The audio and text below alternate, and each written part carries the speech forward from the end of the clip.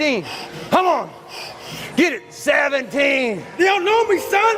Get it. 18. They don't know me, son. Get it. 19. They don't know me, son. Yeah. See it. Good. 22.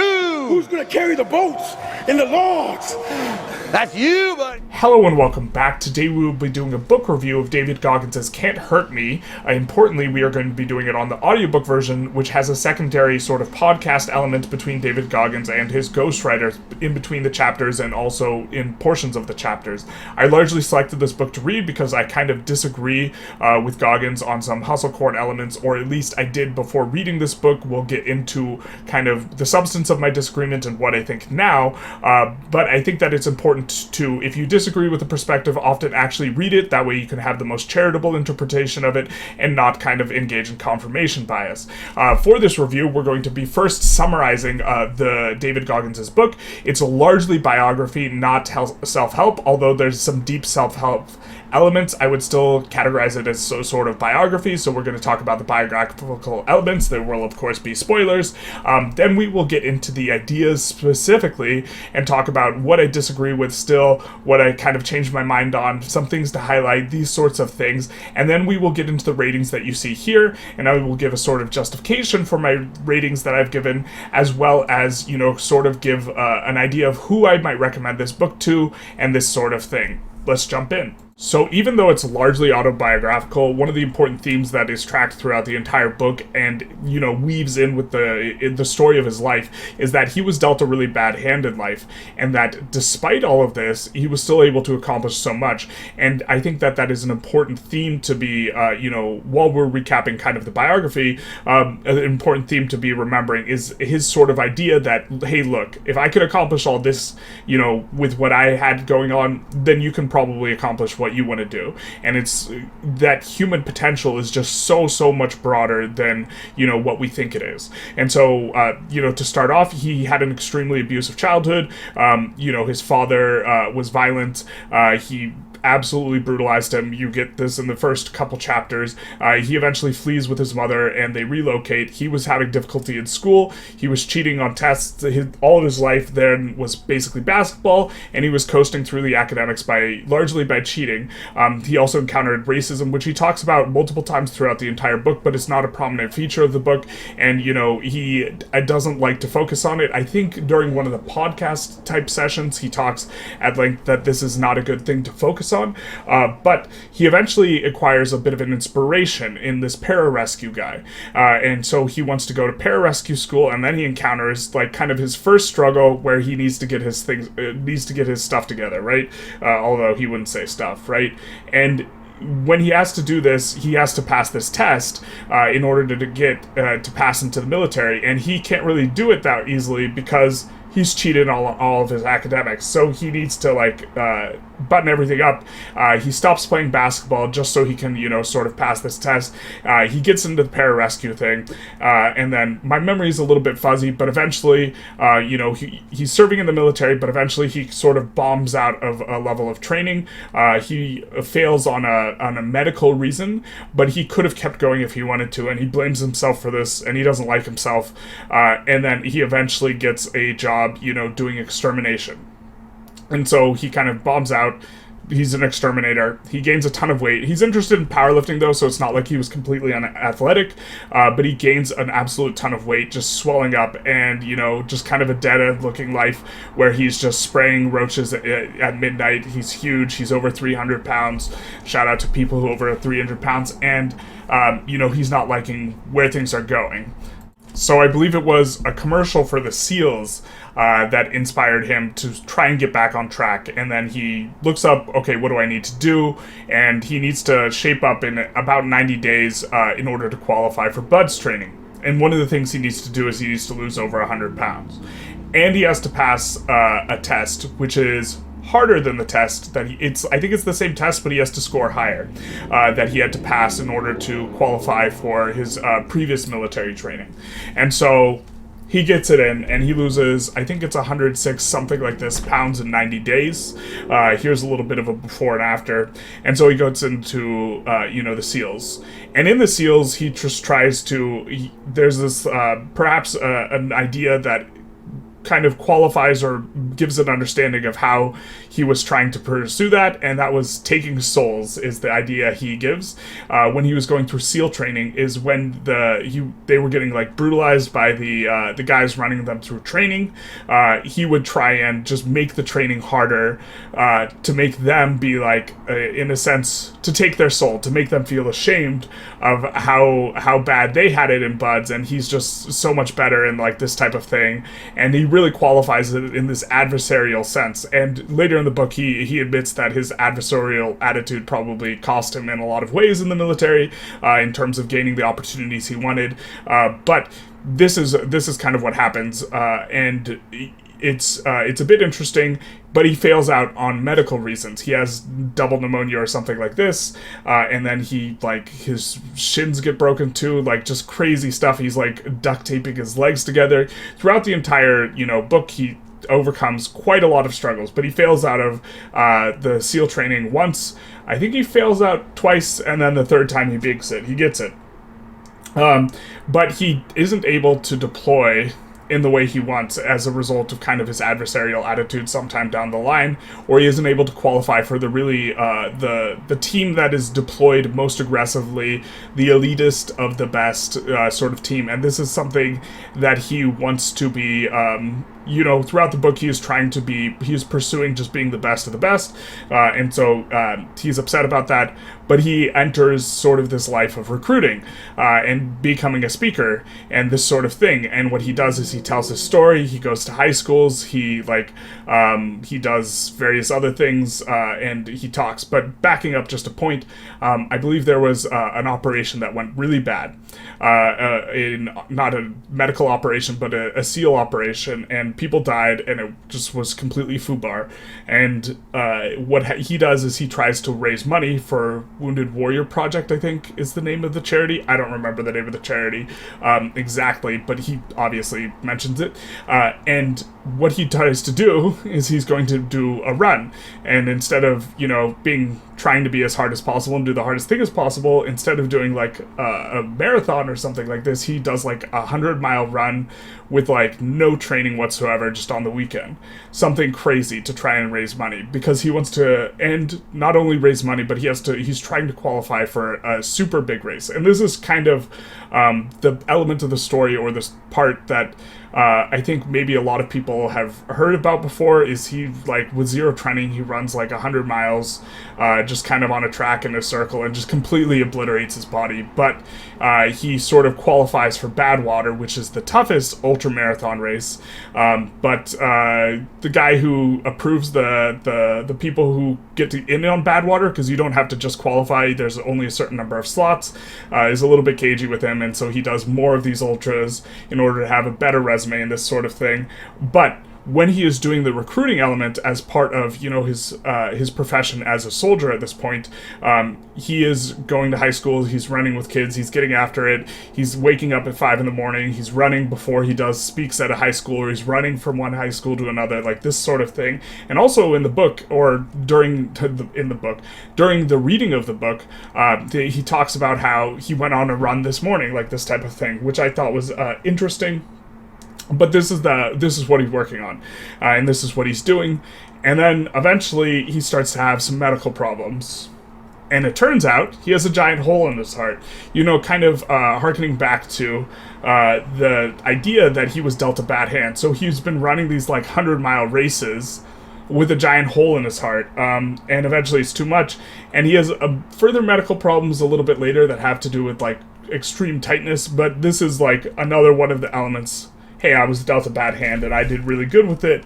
I'm like, he's the man. Somewhere in there, he also does, training for another, I forget the name of the other special forces, but he cross trains because he isn't able to get into the SEAL team he wants, because he's somewhat adversarial, or this is one of the elements he talks about, or because of race, which is kind of like another one he mentions when talking about it.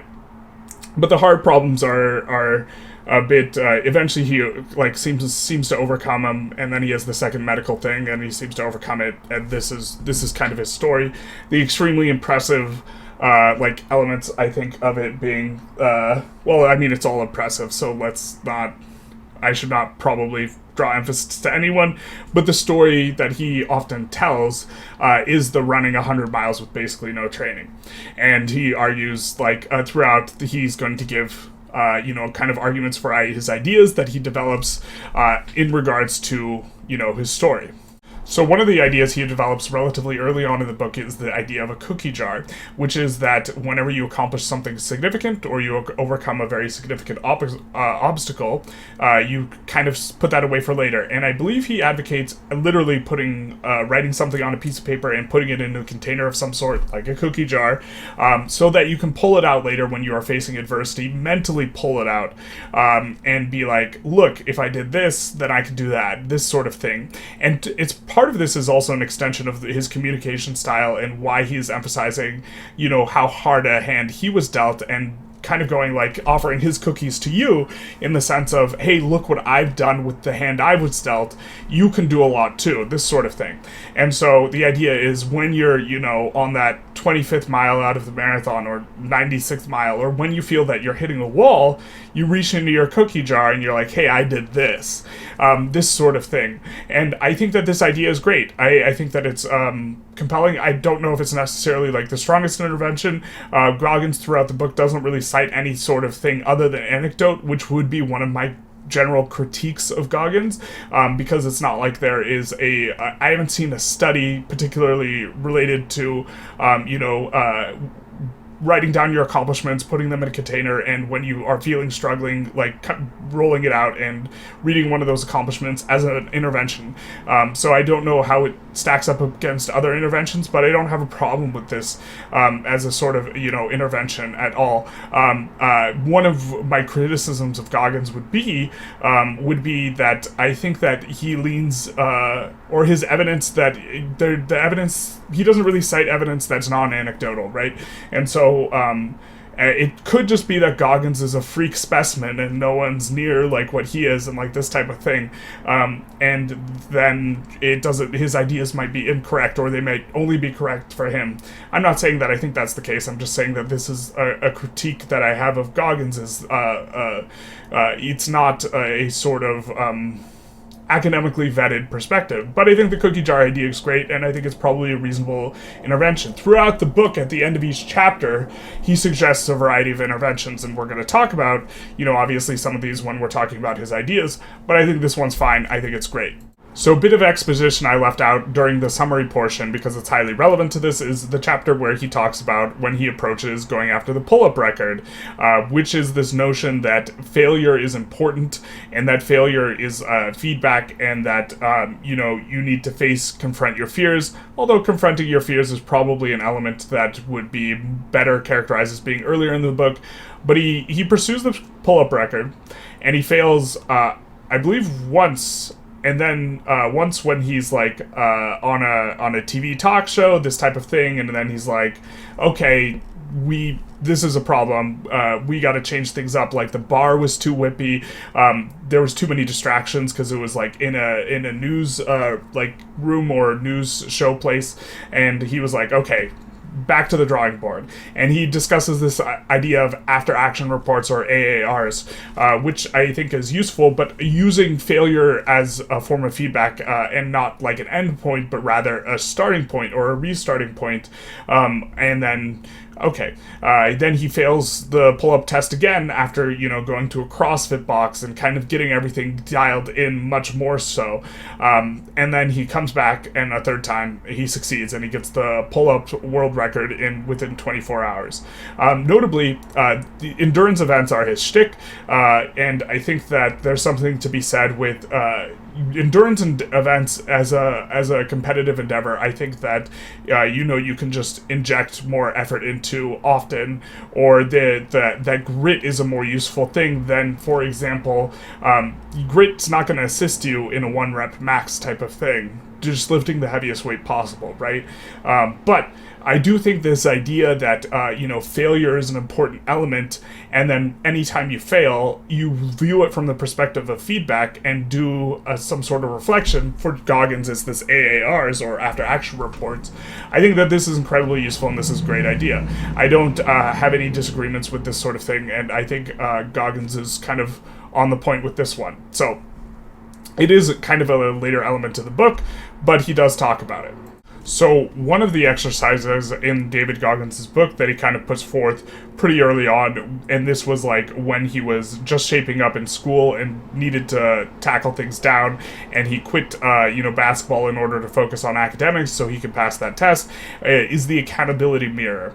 And this is a two-part thing, and one of the parts I agree with, and the other I don't think is good or is not necessarily good. And the first part is he recommends writing down your goals on Post-its and having them in the mirror, and that they remind you. I think that this is great. I think that this is a form of priming, and I think that this is fine. It keeps your eye on the ball, and it keeps you accountable, as it were, to what you were thinking. The second part is a self-flagellatory element, which I didn't think was very good, which is kind of being abusive and engaging in negative self-talk to yourself in the mirror. And I might be misremembering this. This is how I remembered this, but he basically kind of verbally beats himself up. It might be every night or every morning, with the idea of whipping himself up into shape. And I don't think that this is necessarily an effective intervention. I'm not going to argue that it wasn't effective for Goggins, because Goggins definitely whipped himself into shape. But I think that for some people this might be like counterproductive. And I would guess that if you were to run a study of this sort of thing, that it would overall have a negative effect on people, and that people would not like the engaging in the self-flagellation element alone, without, or getting like real with yourself, like this type of thing. I don't think that this is effective as much as keeping your eye on the ball is. And so to the extent that the exercise keeps your eye on the ball, because when you are reminding yourself of all this negative stuff, I mean, along with like the positive a variation like on the Post-it note, like together those might be effective. But I think that the self-flagellatory element is perhaps unnecessary, and this is one of my problems with Hustle Corn, is just constantly blaming yourself whenever anything goes wrong, because sometimes things are just wildly outside your control, although that's a bit more of a macro framing type of thing, because sometimes if something's outside your control, you should not focus on it at all, and you shouldn't blame things outside your control. And so two things can simultaneously be true. It could be the case that you don't have a chance at succeeding because something's completely outside your control, and simultaneously you shouldn't focus on how it's outside your control at all. That's kind of a bit of a tangential idea that's quite a bit to unpack. But I do think that there are elements of this exercise, while as a whole it might be efficacious, bundled together, I do think there are some elements of here that might be negative, and so kind of mixed bag on the accountability mirror exercise.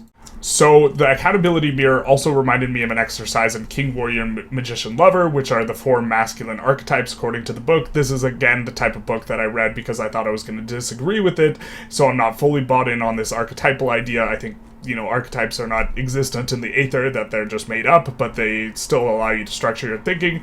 But to the point of the exercise in the book advises you to have a sort of conversation, a heart-to-heart, but in this case, it's not a heart-to-heart with like yourself via the accountability mirror, but instead you're having a conversation, a written conversation, if I recall the book correctly, between each one of the 4 archetypes, which is a representation of a certain aspect of masculinity. So, you write and have this dialogue with the king, or you write and have this dialogue with the warrior, the magician, the lover, etc.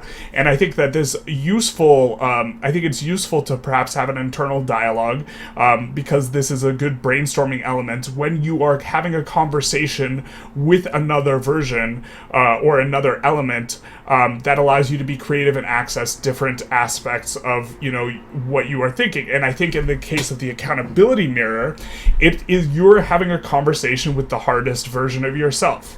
like to frame it in terms of like Goggins speak, who you are talking to, who is just absolutely beating you up, is the best version of yourself, and your best version of yourself in your own imagination might have access to different sorts of creative resources, and this is why such a dialogue might be useful.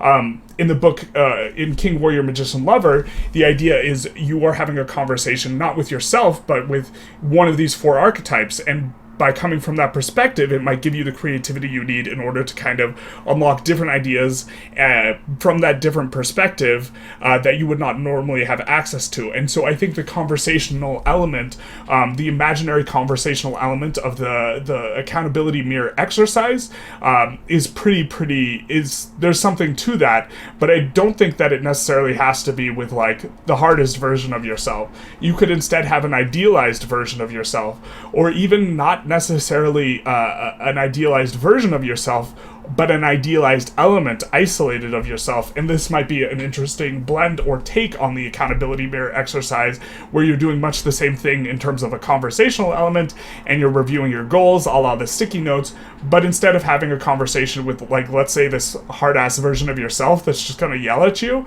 you're having it with, something else. And it could also just be, like, a role model of yours, like, if you're really into design, maybe it's a conversation with Steve Jobs. What would Steve Jobs say? Like something like this, although I don't know much about Steve Jobs at all. That's just an example, but I thought that this was worth mentioning. So one of the ideas I liked the most was most prominent perhaps when he was in Buds and the boot camp instructors were trying to break them, and he was intentionally doing stuff in such a way that was harder to take souls. Now, it's not the taking souls idea.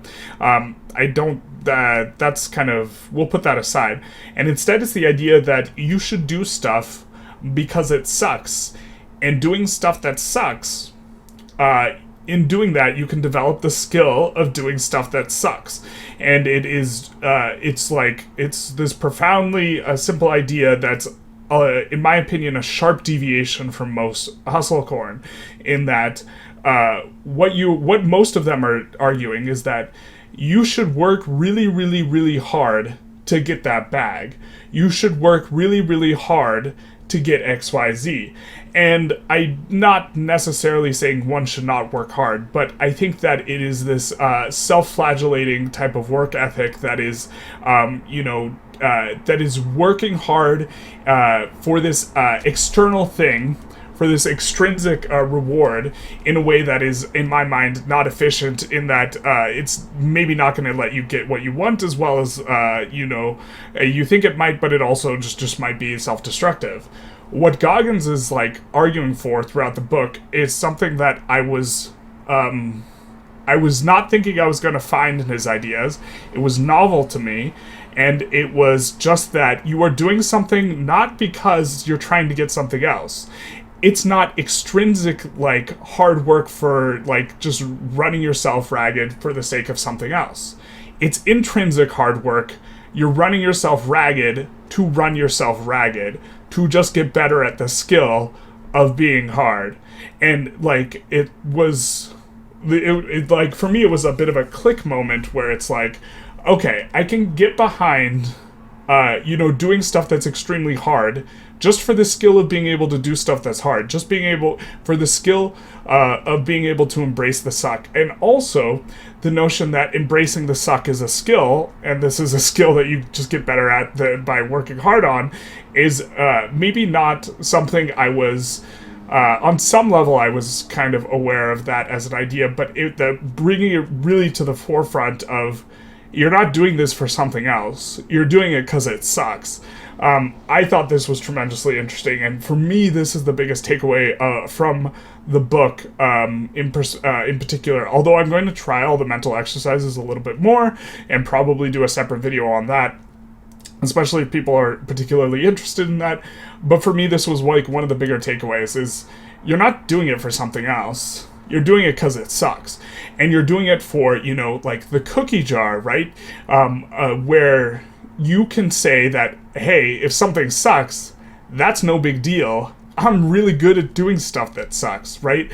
And that you're making it, not only that, for Goggins, it's definitely entirely a part of his identity. And I'm not saying you should make it a part of your identity, but to some extent, you can make it a part of your identity that this is something that you train to do, and it is this reference experience where I can do stuff when it sucks, and you are just trying to build this portion of your identity out and trying to build this point of the skill out. I was very impressed with this idea. This was definitely kind of my favorite idea, and I don't think he necessarily clearly articulates it in any one particular place, but it is I can't remember if it's in a particular place or it just kind of sort of clicked, but it's like it's really very distinct from other sort of like of these like hustle, work hard all the time, like never quit, never stop stopping, like, or wait, no, not never stop stopping, but you get the idea. It's distinct from these guys because it's not about some like nice car or whatever. Like right now, what Goggins does is he puts out forest fires, even though he has the bag, right? And he puts them out because it sucks. It's hard work, right? And so like on that front, he is the real deal. And you're like doing it because it sucks. So there were more exercises and ideas throughout the book, but I think the last one we're going to talk about here is going to be the 40% rule. This is perhaps the most prolific or easily recognizable of Goggins' ideas. The 40% rule is, roughly speaking, this. When you think you've hit the absolute wall, that you just can't do anymore, you've really actually only hit 40% of your potential. This, in my mind, is going into reading the book, or listening to the book, rather. This was probably the thing that I was most strongly thinking of when I felt that I disagreed with Goggins, and I still disagree with him on it. The idea is not necessarily that he's wrong. So, first of all, I think that this rule is probably correct in the context within which Goggins is like most competent, which is physically pushing yourself in endurance events. I don't doubt Goggins that, like, for when the layperson does an endurance event and they think they've hit the absolute wall, that they could really do, 150% more, math. I think that I'm not contesting this. I'm contesting this as a mentality or a way of thinking about the world in regards to effort. And the main reason is that I think that what this is going to do as a sort of secondary side effect is going to lead to people overly self-flagellating, like being overly hard on themselves in a way that is not productive. And one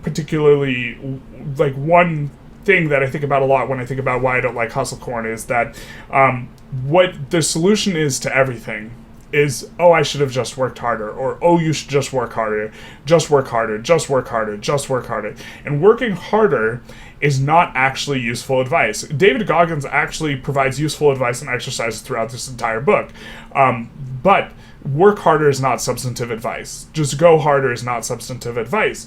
And the problem is after the fact, you are always left on the hook. If the advice is work harder, you are always left after the hook after the fact, because you can always, when re-examining how things went, go back and tell yourself, I knew I was supposed to work harder. I thought I worked harder. It turns out I didn't work hard enough, right? You get to this point where you are going to be results oriented in a way that's maybe not going to be productive, because every time you get what you want, you'll be like, oh, I worked hard enough. And every time you don't get what you want, you're going to be like, oh, I didn't work hard enough. That's why I failed.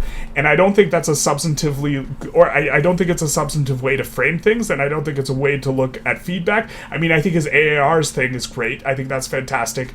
But when he's breaking down the AARs, he's not, the after action reports, he's not saying, oh, I just didn't work hard enough. Like, didn't work hard enough isn't substantive, and I think this is the kind of thing that the 40% rule kind of puts in people's mind is, oh, I could have just gone harder. I could have just done 150% more, which is not always the case. Now, I'm not saying that, like, people could never work harder and, like, people shouldn't work hard and, like, this type of thing. This isn't the argument I'm trying to make. It's that, when you have a thesis about how things went, you should be able to falsify that thesis, or, this sort of thing. The problem is, when you're looking back and you're asking yourself, did I work hard enough? And you're saying yes or no. That's not like a falsifiable, whenever you look back, you can always tell yourself, oh, I could have worked harder. oh, I could have worked harder. Oh, I could have worked harder. And what the 40% rule implies is that no matter where you're at, you could have given that extra 60%, right? And I think that this is not necessarily a good way of looking at things because it's overly simplistic, and it's this overly simplistic heuristic. Like saying, I need to wake up every morning and run for 30 minutes. That is specific. And if you fail after having done exactly what you thought you should do, which is wake up every morning and run for 30 minutes, you know that you haven't failed as a person. You know that your strategy was just bad going in. And you know that your assessment that running 30 minutes every morning was wrong, right? But when your directive is just work harder, you can never be like, I did what I was supposed to do, and then I failed. So every time you fail, it's your fault for not working hard enough, if that makes sense. And this is like my biggest gripe with like the hustle corn type stuff, which is that, you know, it's often it sacrifices it sacrifices substance for sensationalism. I have a video on here where I criticize Eric Thomas, like one of his like more popular speeches, where he, like, as part of the speech, he's like, if you want to succeed as bad as you want to breathe, then you'll be successful. And it's like, want it more is not a specific injunction, and you can always beat yourself up after the fact and tell yourself, oh, I should have wanted it more. It's like, oh, I only gave 40% instead of 100%. Terrible. I don't think it's a useful way of looking at things. I think it's overly simplistic, and I think it lends to the substance of David Goggins' stuff when he is not. When I think it's not leading to self-flagellation, because what happens is, like, if you can study the psychological literature on on a lot of things, well, I don't have a robust studies at hand to present here because I didn't prepare in that way, but my recollection of the material is that if you study what people actually, no, I do remember a decent amount of material, but I don't have the exact citations. The point is if you engage in negative self-talk on a continual basis, generally speaking, you will have bad outcomes, right? Beating yourself up repeatedly, per the psychological literature, seems to encourage this phenomena of learned helplessness. I think this is Seligman, but I'm not 100% sure. Martin Seligman was the one who kind of found this idea. And so if you keep beating yourself up about stuff, in particular ways, to be fair, Seligman's is about framing, you are going to make yourself less efficacious. You're going to teach yourself that nothing you do matters, and you're going to adopt a defeatist attitude. And that is precisely the type of thing that I am wary of when, I just didn't want it enough. Oh, you only gave 40%. These types of models or ways of looking at it, I am wary of. Not that I am saying that people shouldn't work hard, but that if people engage in negative self-talk as a result of these models, that they are going to make it so that they don't engage in action. Maybe I could have a separate video on this sort of thing, but I don't want to beat the dead horse, although maybe I've only beat the dead horse 40%. But we'll leave it at that in terms of, my disagreement with the 40% rule as a heuristic or way of viewing the world. Okay, so there is one more idea to discuss before we jump into the ratings, and that is, of course, the quote here, which is, motivation is bullshit. This is an idea he talks about. I actually like this idea a lot, which is that, people don't need to be motivated. What they need is discipline. And the central idea behind this is that, motivation will get you through it when things are going good. They'll get you through it when you're in a good mood, but when your good mood leaves you, motivation leaves you as well, and what stays is discipline.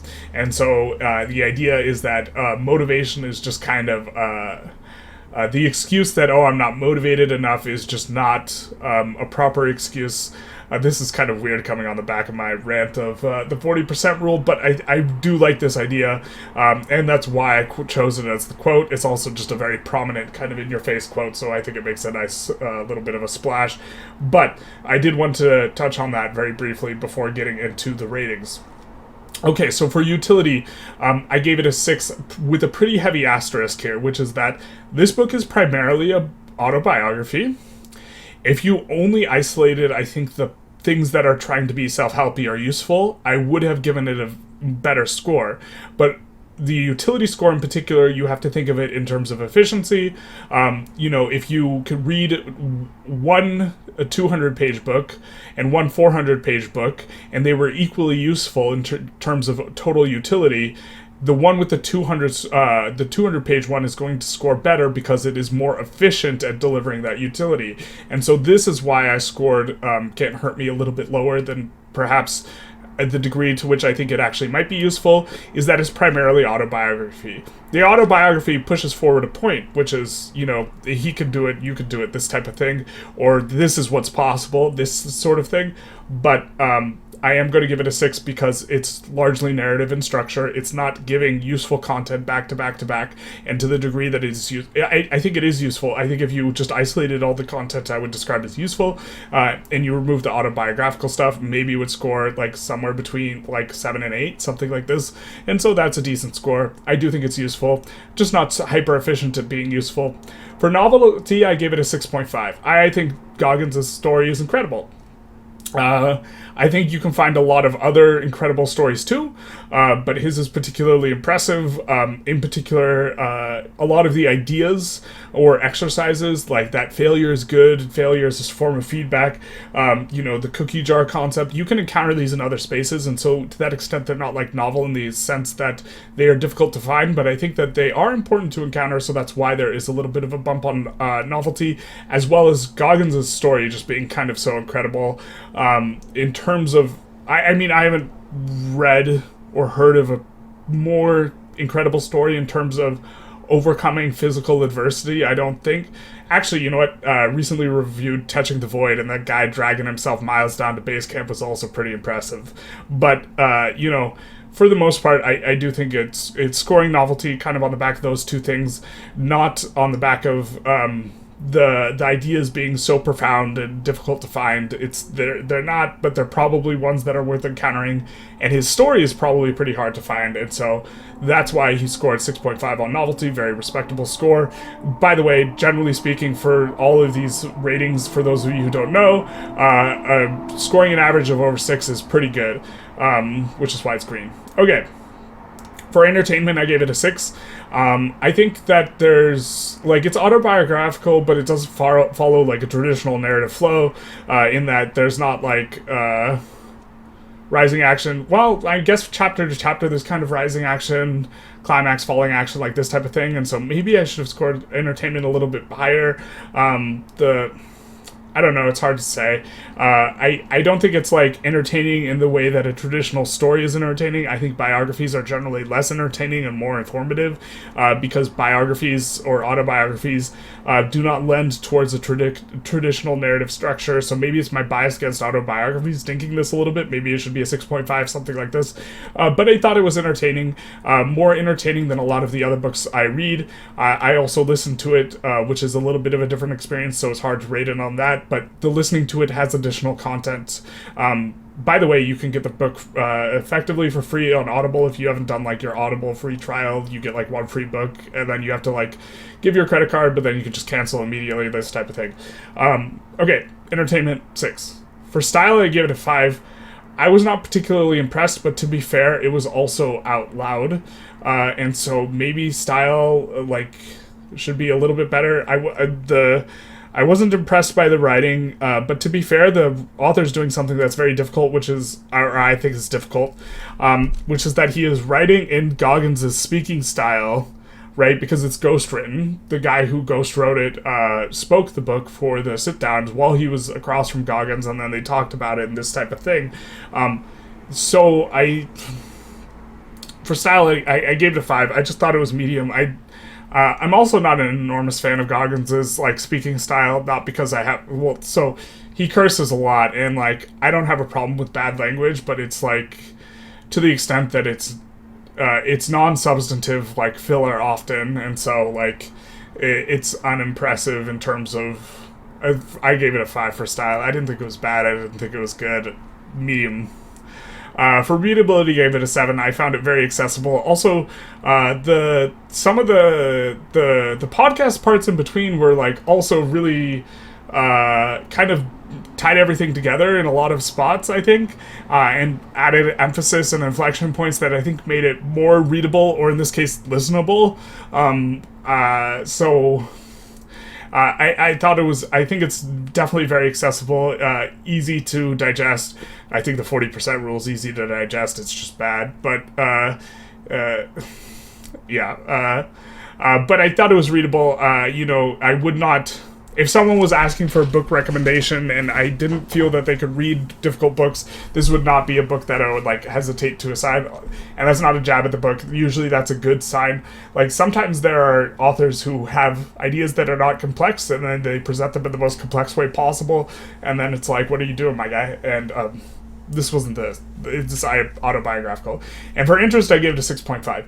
Largely off the back of, I found his stories and his life more interesting than anything else, more interesting than, the sorts of mental exercises I really found interesting, as I discussed earlier, this notion that you're doing stuff just because it sucks, which is a bit of breath of fresh air relative to kind of the other people who I would put in Goggins' lane, because Goggins is just full on embracing the suck. Like, it's usually people talk about doing something that sucks, and they're doing something that sucks so that they get a reward at the end, and, like, that's not Goggins. Goggins seems to be doing the thing that sucks just because it sucks. Like, and the only thing he wants to do is just prove himself that, or just demonstrate that out of all the people on the planet, he's better at doing stuff that sucks than anyone else. And, like, that's very interesting to me. And so we gave it an interest on 6.5. As far as recommendations go, I think that this is a bit of a tough one, because what I would recommend it for is literally just kind of most of the ideas in the book I've seen in other places, and so as far as recommending for the ideas, the only one I would really recommend for is if I thought the idea of like the embracing the suck type of thing was appealing to someone specifically, I might recommend it on that grounds for the ideas. So I would be mainly recommending for like the David Goggins' story type of thing, more so than because I think that this is a good book for like an intervention or this type of thing. Like I would be more likely to recommend something like Atomic Habits, or probably not even Atomic Habits, but I don't think I would recommend this book that widely. I also enjoyed the book, and I might listen to it again, and so it's not that I'm saying that I dislike the book, it's just for whatever, I can't think of a specific goal in mind where I would want to recommend this book exactly, especially because I think a lot of the people who seem like they would be very interested in Goggins, I would be a little bit weary of specifically some of the ideas that I was critical of in regards to the section where I talked about the 40% rule, right? I would want to offer something that steers someone away, perhaps, of some of those pitfalls, and instead looks towards, what I think are more effective interventions. And so maybe this sort of thing you could think of as a bias. This is a weird spot. I think this is the most I've ever liked a book and simultaneously not wanted to recommend it.